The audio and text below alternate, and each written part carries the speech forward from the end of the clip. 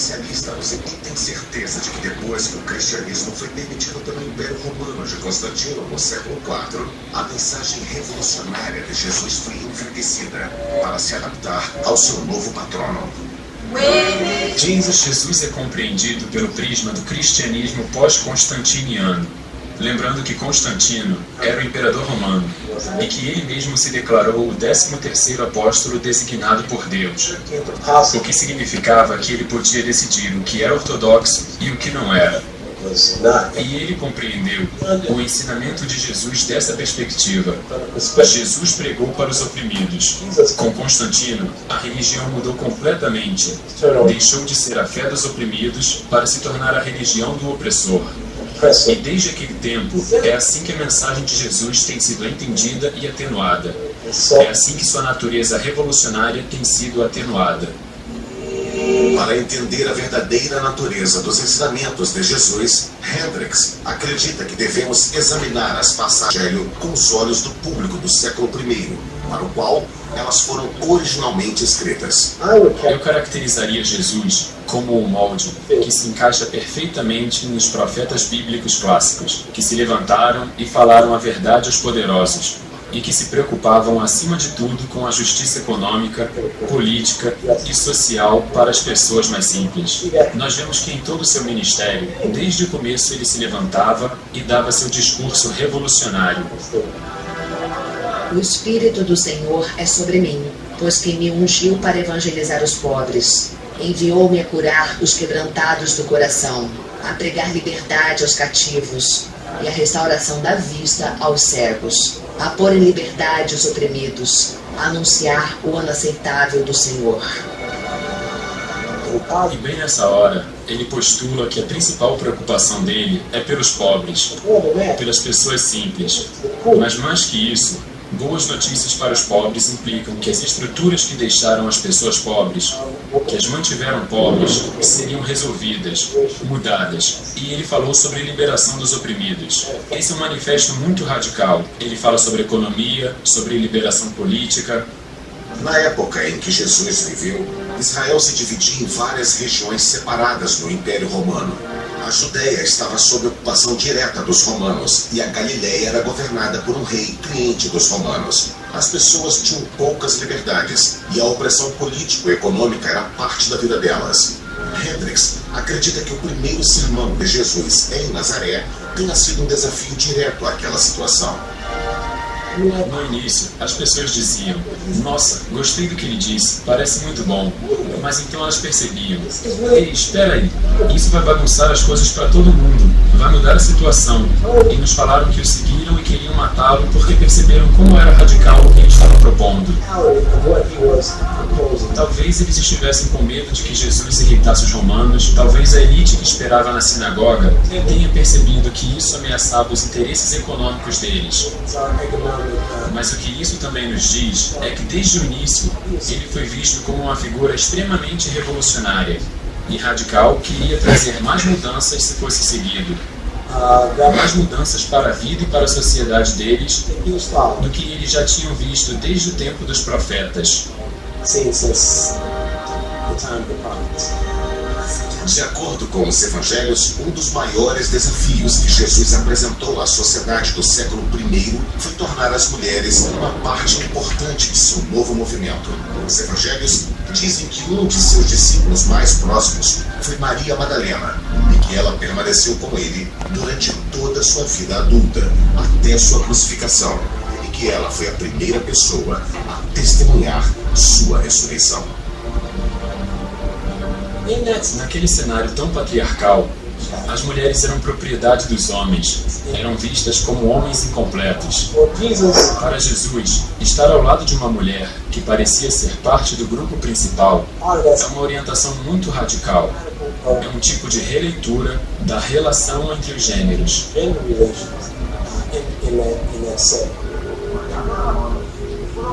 Para difundir sua mensagem entre os povos da Galiléia e da Judéia, Hendricks acredita que Jesus tenha adotado uma estratégia política: confrontar os que estavam no poder, tanto os romanos além-mar, quanto as autoridades judaicas sacerdotais no templo em Jerusalém. Imagine quanto poder isso dava para os mais simples, os agricultores da Galileia que se sentiam oprimidos, pequenos, ao verem um deles com um aramaico, misturado com um hebraico com sotaque da Galileia, do interior. Ele se levantou diante dos padres eruditos e sofisticados e os reprimiu. E então os culpou, como o profeta que ele é. Não dá para ser mais revolucionário que isso.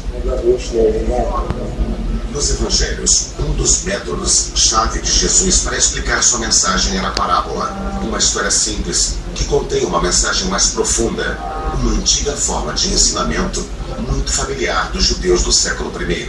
Elas formavam aproximadamente 1/3 dos ensinamentos de Jesus e eram cheias de ilustrações de seu mundo rural na Galileia.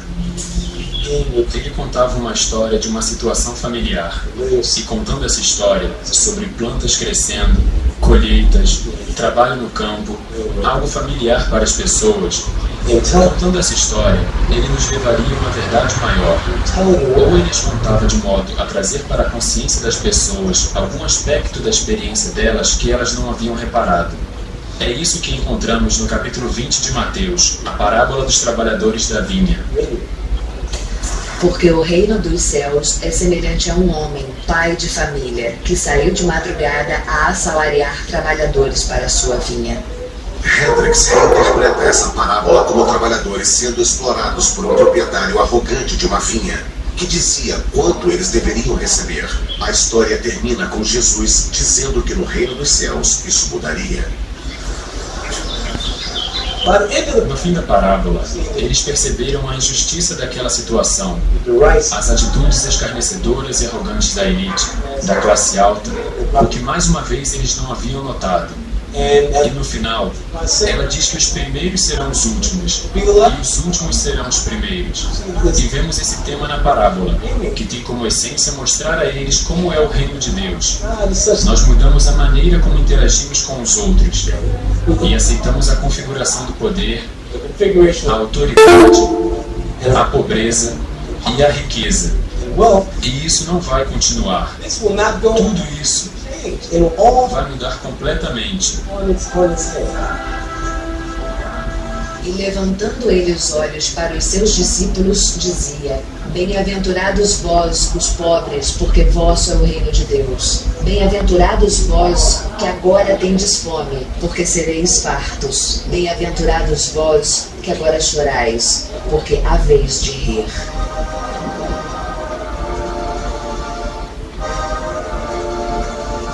Monte das Bem-aventuranças, local tradicional do Sermão da Montanha. Alguns dos ensinamentos mais famosos de Jesus são encontrados no que se conhece hoje como Sermão da Montanha. Dentre eles estão as Bem-aventuranças, bênçãos que sempre desempenharam papel central na doutrina cristã. Hendricks acredita que a igreja tenha diminuído e atenuado completamente seu sentido original. Normalmente, as bem-aventuranças são vistas como algo bom para as crianças dizerem na escola dominical. Alguns provérbios amigáveis, muito devotos, uma série de ditados para serem recitados. Mas geralmente não se entende como pareciam ser radicais o contexto e o significado das bem-aventuranças. Jesus começa dizendo: abençoados os pobres, não pobres de espírito, como em Mateus, mas em Lucas, que consideramos ser sua primeira e mais autêntica forma. Abençoados os pobres, dá continuidade à sua preocupação com os pobres. Mas por que ele lhes diria que são abençoados? Isso nos dá uma ideia de como as pessoas estavam abatidas, e um importante elemento dessa campanha de conscientização: como capacitar as pessoas. E então, ele prossegue dizendo: abençoados os que têm fome. Ele se refere à pobreza e à fome. É uma crítica implícita ao que estava acontecendo na época. Mas ao dizer às pessoas que elas são abençoadas e a começar a falar do reino de Deus, ele está dizendo que sob seus ensinamentos isso iria mudar. Mas ai de vós, ricos, porque já tendes a vossa consolação. Ai de os tais fartos, porque tereis fome. Ai de vós, os que agora rides, porque vos lamentareis e chorareis. Na minha imaginação, eu adoraria ver Jesus retornar, pelo tempo que fosse, para reafirmar esses dizeres com sua própria voz, para que as pessoas pudessem ver sua indignação, pudessem ver seu descontentamento com a pobreza do povo, sua decepção com as riquezas soberbas das pessoas andando por aí, sem se preocupar com aqueles que têm pouco. Isto é, se pudéssemos ter uma imagem desse Jesus por um dia, ei, volte Jesus, e nos diga o que você realmente quis nos ensinar. Esse poderia ser um mundo bem diferente. Porém, não tenho certeza se aqueles que estão no poder não o crucificariam mais uma vez se ele chegasse fazendo o mesmo discurso.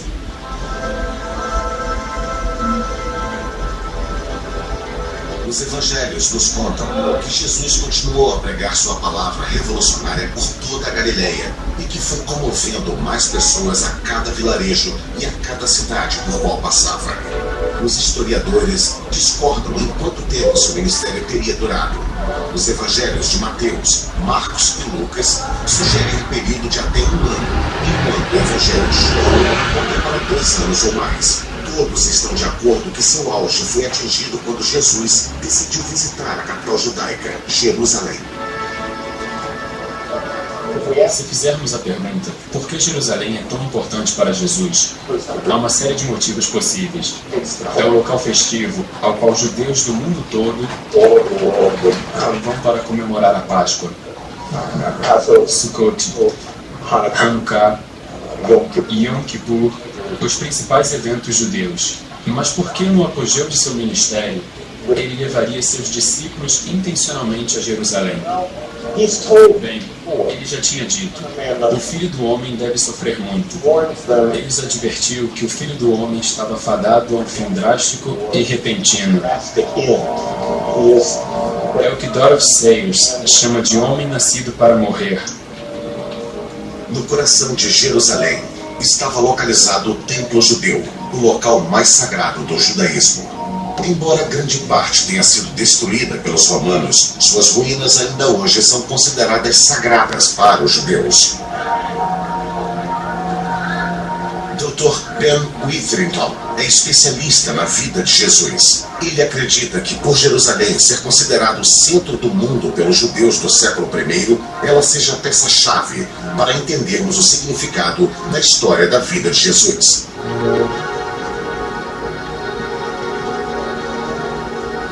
Uma das coisas que parecem óbvias é que nada do que Jesus faz ou do que acontece é por acaso. Ele parece ter um plano. Há intencionalidade naquilo que ele faz. E uma das coisas óbvias a respeito é que há uma série de atos proféticos.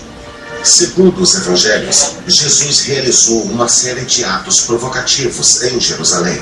O primeiro se deu quando ele e seus discípulos se aproximavam da cidade. Ide à aldeia que está defronte, e aí, ao entrar, achareis preso um jumentinho em que nenhum homem ainda montou. Soltai-o e trazei-o.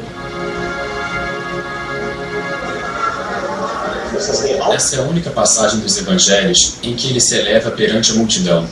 Ele senta no jumento, vai até a cidade em meio às pessoas cantando aleluias e hosanas, e logo no início também enxergam isso como um gesto de realeza do Rei da Paz, chegando à cidade para trazer paz a Jerusalém, para devolver a terra a seus proprietários originais, pois a Judéia era um reino ocupado, governado diretamente por Roma. Os judeus do século I deviam saber que esse ato de entrar em Jerusalém, montado em um jumento, se referia a uma profecia do Antigo Testamento sobre o Messias judeu que foi até Israel para libertá-los de sua atual miséria, um conceito-chave no pensamento judeu da época. E naquela época, havia diversos grupos que não estavam muito satisfeitos com o que estava ocorrendo no templo. Vários grupos que não estavam contentes com o domínio romano. E aquelas pessoas ansiavam pelo ungido e começaram a falar sobre o ungido. É ele que realmente acreditamos que vai chegar e fazer um bom trabalho. Uma batata quente foi sendo passada para definir exatamente onde estaria o Messias e quem seria ele. Em seguida, Jesus adentrou o lugar mais sagrado para os judeus, o templo. Mitherton acredita que os escritores do Evangelho enxergaram o que Jesus fez lá como uma profecia do julgamento divino, que estava por cair sobre a liderança corrupta do templo. E entrando no templo, começou a expulsar todos os que nele vendiam e compravam, dizendo-lhes: está escrito, a minha casa é casa de oração, mas vós fizestes dela covil de salteadores. Jesus considera isso uma violação da presença divina em meio ao povo de Deus. Portanto, isso é um aviso, por assim dizer, de que o templo de Herodes é o templo das trevas e há de cair terra abaixo. O que temos aqui, de fato, é um presságio do julgamento, prestes a incidir sobre todo o mecanismo do templo. Quando os primeiros evangelhos foram escritos, apenas 40 anos após a morte de Jesus, e quando o templo foi destruído pelos romanos, a profecia parecia ter se realizado.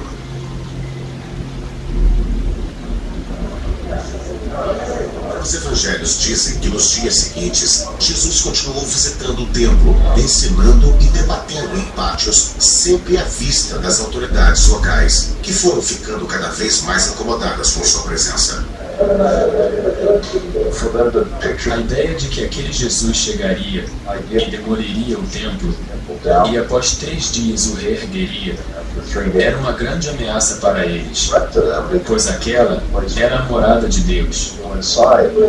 Entrar e tombar as carroças e fazer aquela cena toda ali era o equivalente a uma traição e talvez, para alguns, viria a ser o prelúdio de sua morte. Do ponto de vista dos discípulos, evidentemente a tensão estava ficando cada vez maior. Para eles estavam rumando em direção a um auge dramático, e qualquer um que tivesse uma tendência a pensar em um tipo de fanatismo, como as autoridades esperavam, pensava: estamos prontos para arrumar briga. Nos relatos dos evangelhos, as autoridades do templo enviaram então um espião para enganar Jesus e levá-lo a negar publicamente o direito do imperador romano César de cobrar impostos, crime com pena de morte. Mas Jesus solicitou uma moeda com o rosto de César e proferiu um de seus ditos mais famosos: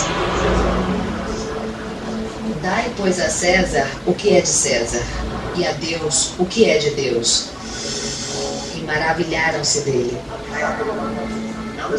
Essa é uma frase extremamente irônica, pois é óbvio que, do ponto de vista bíblico, tudo é de Deus. A terra é de Deus em toda a sua plenitude. Por isso, pensar que Deus possui uma esfera e que César possui outra, e que elas são perfeitamente divisíveis ou separáveis, é ridículo. Qualquer um que ouvisse essa passagem saberia que é um enigma intencional que confunde os inquisidores em vez de Jesus.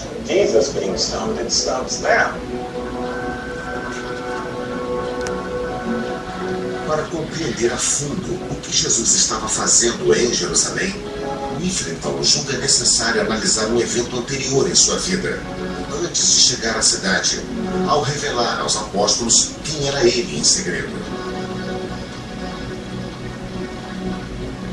Segundo os evangelhos, enquanto ainda estava na Galileia, Jesus levou seus discípulos a uma cidade pagã ao norte chamada Cesareia de Filipe, local repleto de templos antigos, onde teriam sido realizados sacrifícios a deuses pagãos. Ela também foi centro da recém-criada cultura imperial, na qual o imperador romano Augusto era venerado como o filho dos deuses.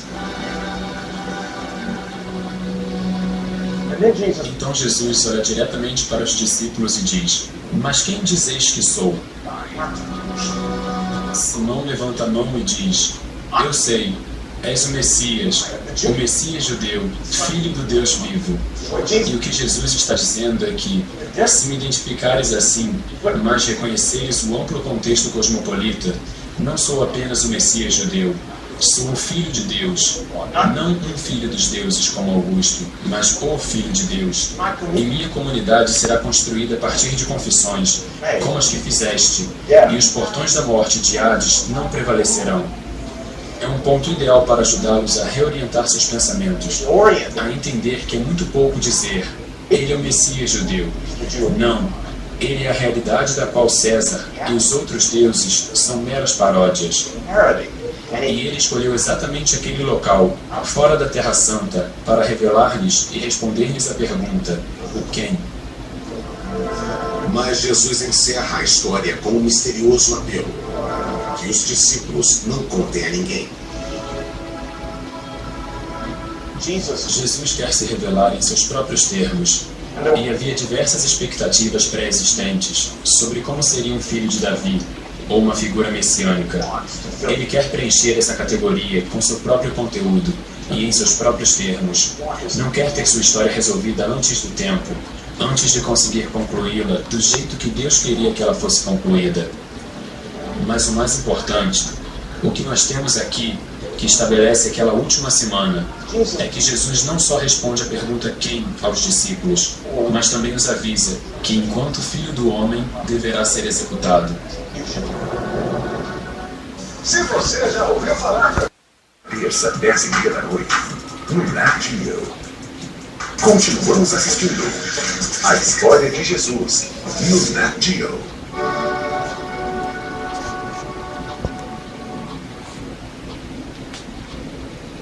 O Evangelho de João descreve outro incidente antes do julgamento e da morte de Jesus. A identidade messiânica de Jesus foi revelada publicamente em Jerusalém ao curar um homem de sua cegueira. E passando Jesus, viu um homem cego de nascença. E os seus discípulos lhe perguntaram, dizendo: Rabi, quem pecou, este ou seus pais, para que nascesse cego? Os cristãos acreditam que a cura tenha ocorrido em algum local próximo a Siloé, um reservatório para rituais situado do lado de fora do portão sul da cidade.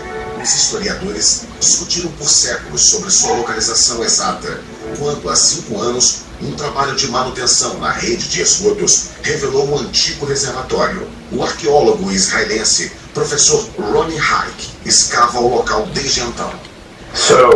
Estamos chegando à beirada do reservatório. O que temos aqui? Estamos exatamente na fronteira sul da cidade de Davi, que faz parte de Jerusalém. Além daquela colina no vale, que aliás também é o ponto mais baixo de Jerusalém. Tendo dito isto, cuspiu na terra e com a saliva fez lodo. E untou com lodo os olhos do cego, e disse-lhe: Vai, lava-te no tanque de Siloé. Então vamos à pergunta bíblica. Por que Jesus mandou esse homem ao reservatório de Siloé? E eu me pergunto, teria ele dito: vá tirar a sujeira do rosto e enxerga? Ou faça o processo todo, que na época incluía também um ritual de purificação? Um estado de pureza poderia ser obtido em um mikveh, uma banheira coletiva, principalmente para a cura de problemas graves, como a cegueira e a lepra. Uma interpretação da história seria que o cego se purificou ao se banhar no reservatório. E então, segundo a tradição judaica, para concluir o ritual de purificação, ele teria ido até o templo. Onde estamos? Agora, estamos bem debaixo da rua, e a partir daqui, temos acesso livre ao monte do templo. A parte da história que realmente não conseguimos imaginar é o cego fazendo o resto do ritual. Isto é, ele vai por este caminho até o monte do templo. Nos primórdios do judaísmo, havia um ditado que dizia que quando você encontrasse alguém que concedesse a visão aos cegos, você teria certeza de que o Messias teria chegado. E é sobre isso que fala essa história magistralmente contada, a mais longa narrativa contínua do Evangelho de João. Ela conta sobre navios navegando à noite, pois o cego ganha sua visão, e vai tendo visões ao longo da história, até finalmente ajoelhar-se perante Jesus e ouvir a confissão de que este é o Filho do Homem, que é o que Jesus lhe pergunta. Crês tu no Filho de Deus? Ele respondeu e disse: Quem é ele, Senhor, para que nele creia? E Jesus lhe disse: Tu já o tens visto, e é aquele que fala contigo. É o único momento nos evangelhos em que Jesus confessa ser Filho do Homem. Por outro lado, Os fariseus e as autoridades judaicas afirmaram conhecer, entender e saber tudo sobre quem era o Messias, e foram se tornando cada vez mais impiedosos e cegos. E a história atinge o clímax com eles dizendo: certamente você não está dizendo que somos cegos? É uma história formidável sobre navios navegando à noite, um em direção à luz, o outro em direção à escuridão. Esse ato de conceder a visão muitas vezes é usado como uma metáfora para a cegueira espiritual, ou seja, quando aquilo que alguém não enxerga não é o que acontece ao seu redor, aquilo que vê com os próprios olhos. Nesse caso, não é uma cura médica, mas sim uma explicação que abre os seus olhos.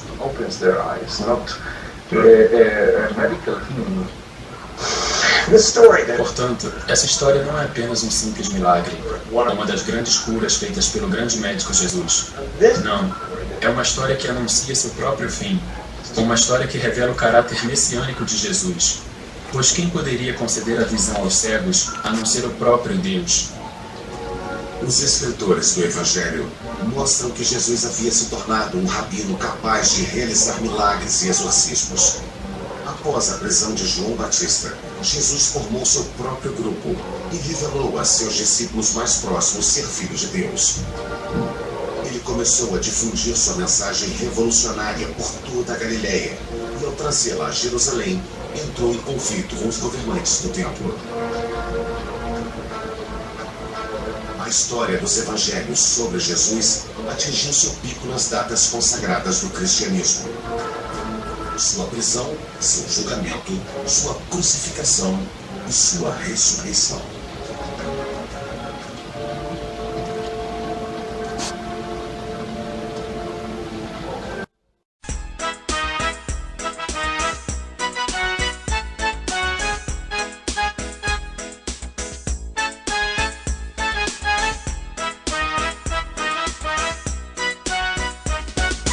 Tenho alegria no meu coração, servir a Jesus, amar os irmãos. Sou muito feliz, tenho amor pra dar, Igreja de Jesus a evangelizar. Igreja, ministério evangélico, o Espírito diz pra marchar. Igreja, coluna e sustentáculo da verdade. Vamos falar, o tempo passa rápido, vamos aproveitar. Jesus está aqui, neste lugar. Ele dá dons de curas, prosperidades, revelações e santidades. Igreja, ministério evangélico, o Espírito diz pra marchar. Igreja, coluna e sustentáculo da verdade. Vamos falar. Acaba a festa aqui, o céu vai começar, junto com as igrejas, a Jesus louvar. Milhares de coisas Jesus tem a reservar, a cidade descendo, que no céu está. Igreja, ministério evangélico, o Espírito diz pra marchar. Igreja, coluna e sustentáculo da verdade. falar.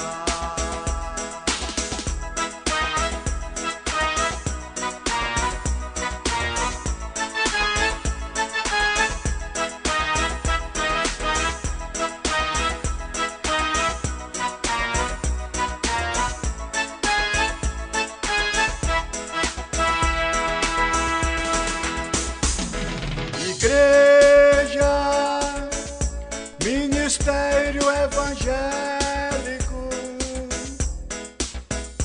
o Espírito diz pra marchar. Igreja, colunais sustentáculo da